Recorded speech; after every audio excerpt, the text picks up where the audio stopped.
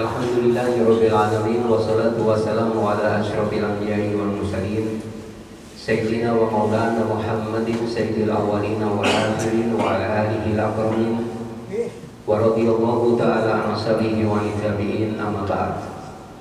Al-mukarramun wa mukarramun, bapak-bapak jamaah salat zuhur yang dirahmati Allah Subhanahu wa taala. Alhamdulillah pada siang hari ini kita masih diberi kesempatan sekaligus juga kekuatan oleh Allah Subhanahu wa taala sehingga kita masih mampu untuk menjalankan berbagai macam kewajiban yang telah Allah bebankan kepada kita semua. Yang salah satu kewajiban itu adalah kewajiban untuk melaksanakan sholat zuhur secara berjamaah. Dan alhamdulillah pula hingga siang hari ini kita juga masih diberi panjang umur oleh Allah Subhanahu wa taala sehingga kita masih mampu untuk menjalankan salah satu kewajiban yang utama di dalam agama kita, agama Islam, yakni kewajiban untuk melaksanakan ibadah siam di bulan suci Ramadan. Kita semua berdoa memohon kepada Allah Subhanahu wa taala semoga apa yang kita kerjakan di bulan suci Ramadan ini benar-benar menjadi bagian amal soleh kita di sisi Allah Subhanahu wa taala dan dijadikan sebagai wasilah agar semua urusan kita, keluarga kita dan juga urusan kaum muslimin, wabil khusus kaum muslimin yang ada di Palestina dimudahkan oleh Allah Subhanahu wa taala, dijauhkan dari semua kesulitan dan kesukaran, dan semua yang kita cita-citakan segera dijabah oleh Allah Subhanahu wa taala. Allahumma amin. Al-mukarramun wal muhtaramun, bapak-bapak jamaah salat zuhur yang dirahmati Allah. Insya Allah kita semua sudah memahami bahwa ibadah siang yang difardukan Allah kepada kita semua, ending akhirnya adalah untuk menjadikan kita sebagai orang-orang yang bertakwa. Sebagaimana di dalam Al-Quran disebutkan dengan sangat jelas bahwa Allah telah mewajibkan kepada kita mengerjakan ibadah siang, sebagaimana ibadah siang itu diwajibkan kepada orang-orang sebelum kalian, la'allakum tattaqun, jadi agar kalian menjadi orang-orang yang bertakwa. Para jamaah yang dirahmati Allah Subhanahu wa taala, pada kesempatan yang baik ini saya akan sampaikan satu penjelasan yang disampaikan oleh seorang ulama besar dari mazhab Maliki, Imam Ibnul Arabi Al-Maliki rahimahullah taala. Di dalam salah satu kitab beliau, yakni kitab Ahkamul Quran, di mana di dalam kitab itu, para jamaah yang dirahmati Allah, beliau menjelaskan kepada kita semua makna yang terkandung di dalam surah Al-Baqarah ayat 183, yakni khususnya frase la'allakum tattaqun, agar kalian menjadi orang-orang yang bertakwa. Yang mungkin penjelasan beliau ini bisa kita jadikan sebagai tolok ukur atau standarisasi sejauh mana ibadah siang yang sudah sering kita kerjakan ini apakah benar-benar mampu mengantarkan kita meraih gelar la'allakum tattaqun ataukah belum. Nah, baik, menurut persingkat waktu saya akan sampaikan penjelasan beliau. Dia mengatakan di dalam kitab itu fihi salah satu aqwalin, terkait di dalam menafsirkan ayat itu para ulama terbagi menjadi 3 pendapat. Beliau mengatakan al-awwalu, yang pertama, sebagian ulama mengartikan la'allakum tattaqun adalah la'allakum tattaquna ma harama 'alaikum fil ardh. Jadi agar kalian terpelihara atau terlindungi dari semua apa-apa yang Allah Subhanahu wa taala haramkan atas kalian mengerjakannya. Atau dengan ringkasnya, ibadah siang para jamaah yang dirahmati Allah Subhanahu wa taala menurut sebagian ulama itu ditujukan untuk membangun wiqayah, yang mana kita ketahui salah satu bentuk pecah atau mustaq dari takwa itu adalah wiqayah. Wiqayah itu artinya sesuatu yang melindungi sesuatu yang lain. Kalau kita sebut misalnya gelas itu wiqayah. Mengapa gelas itu disebut wiqayah? Karena dia bisa melindungi air, baik dari pengotor ataupun dari ketertumpahan. Maka gelas itu disebut dengan wiqayah, sesuatu yang bisa melindungi sesuatu yang lain. Jadi para jamaah, hakikat ibadah siam yang difardukan Allah kepada kita menurut sebagian ulama itu ditujukan untuk membangun wikoyah. Jadi membangun junnah, membangun benteng atau membangun perisai yang dengan itu kita bisa melindungi diri kita dari semua perbuatan yang diharamkan oleh Allah. Jadi para jemaah, kalau orang sudah sering berpuasa, sudah sering berjumpa dengan bulan suci Ramadan, kok dia belum bisa melindungi dirinya dari perbuatan yang diharamkan oleh Allah, berarti ibadah siamnya belum mengantarkan dia meraih gelar la'allakum tattaqun. Itu yang pertama. Dan asani yang kedua, menurut sebagian ulama, makna la'allakum tattaqun itu adalah la'allakum takufuna fatattaqun, agar kalian itu menjadi lemah, yang dengan lemah itu maka kalian akan menjadi orang yang bertakwa. Jadi bapak-bapak yang dirahmati Allah, ibadah siam yang difardukan Allah pada kita hakikatnya adalah ditujukan untuk memperlemah sesuatu yang ada di dalam diri kita. Kalau itu lemah, pasti kita akan menjadi orang yang bertakwa. Saya boleh jelaskan pada kalimat berikutnya, ulama qala aqulu dha'ufati syahwat. Ketika orang itu sedikit makannya, dha'ufati syahwat, maka syahwatnya akan menjadi melemah. Syahwat yang dimaksud di sini adalah kecenderungan jiwa yang mengajak kepada kemaksiatan atau keburukan. Jadi ibadah siam ini, para jamaah dirahmati Allah, bukan untuk memperlemah kita secara fisik. Karena kalau kita lemah secara fisik, itu sesuatu yang wajar atau alami. Kalau orang tidak makan atau orang tidak minum, maka tentu dia secara fisik akan lemah dibandingkan ketika dia berada dalam kondisi normal tidak berpuasa. Tapi bukan itu hakikat ibadah siam itu. Jadi hakikat ibadah siam itu, kalau orang sedikit makannya, itu ditujukan untuk memperlemah syahwatnya. Wa kullama du'afati syahwatu qallatil ma'asi. Ketika syahwat seseorang itu lemah, maka maksiatnya juga akan sedikit. Jadi para jamaah, ibadah siam yang difardukan Allah kepada kita, hakikatnya atau esensinya itu adalah untuk memperlemah kecenderungan diri kita yang mengajak kepada kemaksiatan. Jadi kalau orang sudah sering berpuasa, orang sudah sering bertemu dengan bulan suci Ramadan, maka hatinya jadi baik, akhlaknya menjadi akhlakul karimah. Jadi kecenderungannya kepada perbuatan-perbuatan yang baik. Dia tidak akan mungkin mengerjakan perbuatan-perbuatan atau condong kepada perbuatan-perbuatan yang memperturutkan hawa nafsu.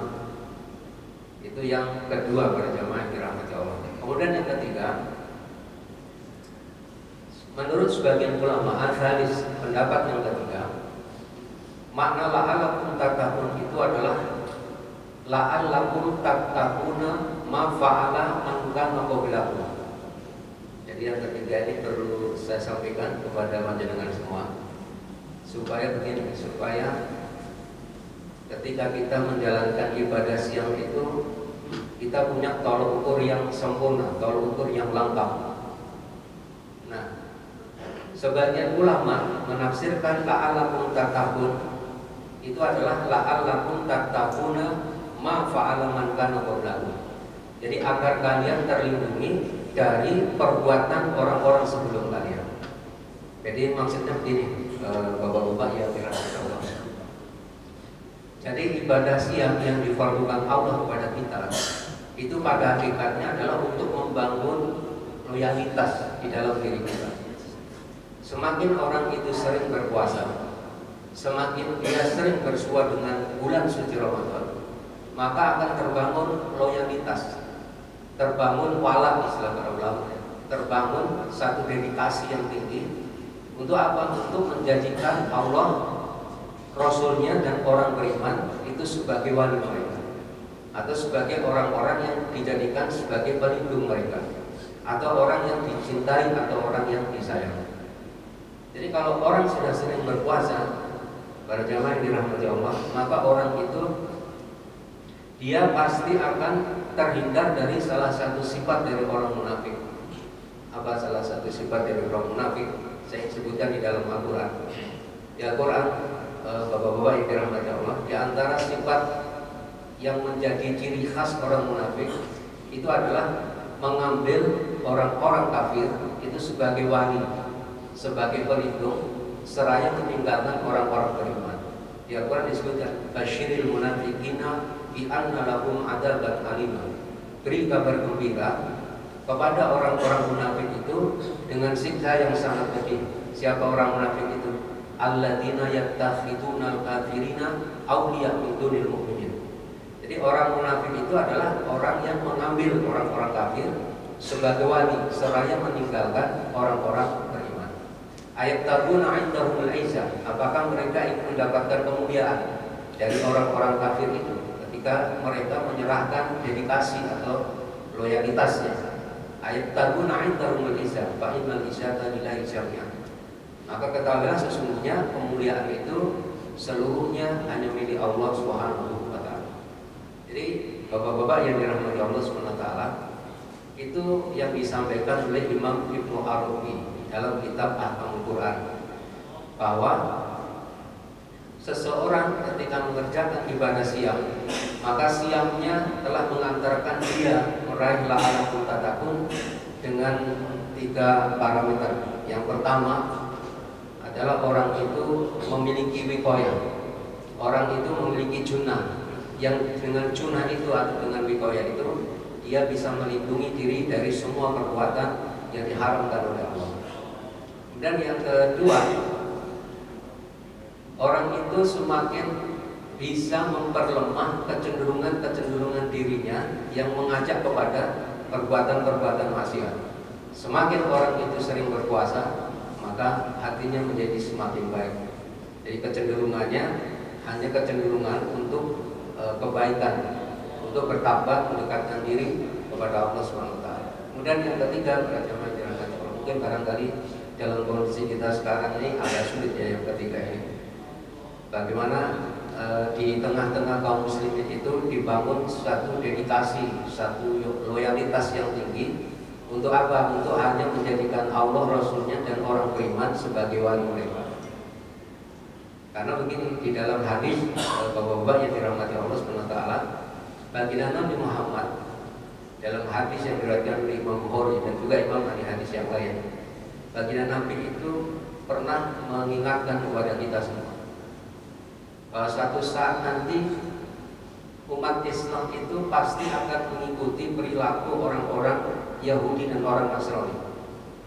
Di dalam hadis disebutkan, latat tabi'unna sunana man kana qablakum shibran bi shibrin wa tiro'an bi tiro'in hatta law dakhulu ujradabin tabi'tumuhum. Qalu al-yahudu wan nasara. Qala faman.